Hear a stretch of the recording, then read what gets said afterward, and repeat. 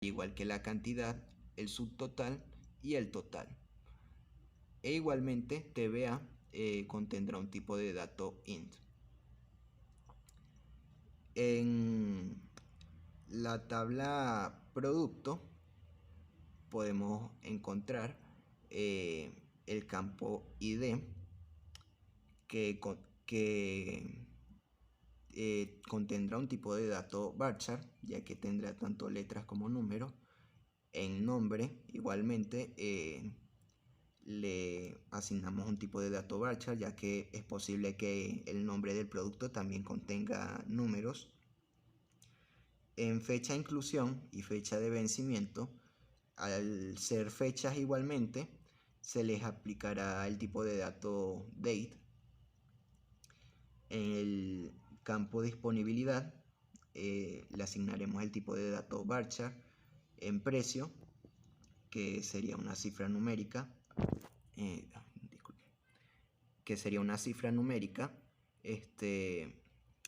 le aplicaríamos el tipo de dato int.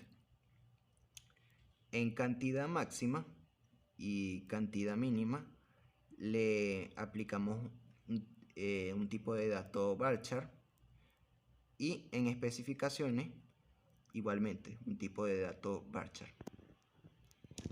Muy bien, para identificar las claves primarias y foráneas de cada una de las tablas, se pueden utilizar varios métodos. Por ejemplo, cabe mencionar que la clave primaria es aquella que identifica una tabla en específico. Por lo que si nos vamos a la tabla proveedor, ¿cuál sería el campo que identifica al proveedor? ¿Qué es lo que identifica un proveedor? Pues sería el RIF. E igualmente, si nosotros nos vamos a la tabla cotización, vemos que hay un campo igual al del campo RIF de proveedor, que sería RIF proveedor, por lo que ya con eso nos damos cuenta que ese campo es utilizado para identificar a la tabla proveedor, por lo que sería la clave primaria.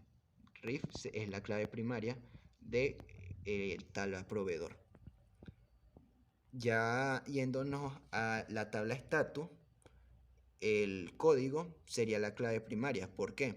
Porque código status igualmente es el campo utilizado para identificar a la tabla status, así que código sería la clave primaria de dicha tabla. En la tabla cotización está la clave primaria número, que sirve para identificar la cotización realizada, y porque vemos que esta es identificada en otra tabla. Este campo es utilizado para identificar a la tabla cotización en la tabla detalle cotización. En la tabla situación, la clave primaria sería código, y en la tabla producto vemos que el ID es el que identifica al producto, por lo que sería igualmente la clave primaria. Ya yéndonos a la clave foránea, es aquella que permite efectuar la conexión entre dos tablas, por lo que la clave foránea sería, por decirlo de cierta forma, sería la representante de la clave primaria de otra tabla. Por ejemplo, aquí tenemos el código status.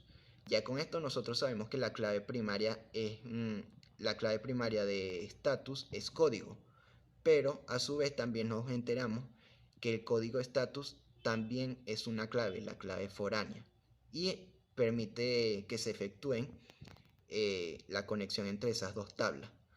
También podemos notar que ambas claves, para que puedan conectarse, tienen que tener el mismo tipo de dato y en la misma longitud de caracteres. Eso es muy importante a la hora de realizar una conexión entre dos tablas. Igualmente, la clave foránea de la tabla cotización es RIF proveedor porque hace una conexión con la tabla proveedor.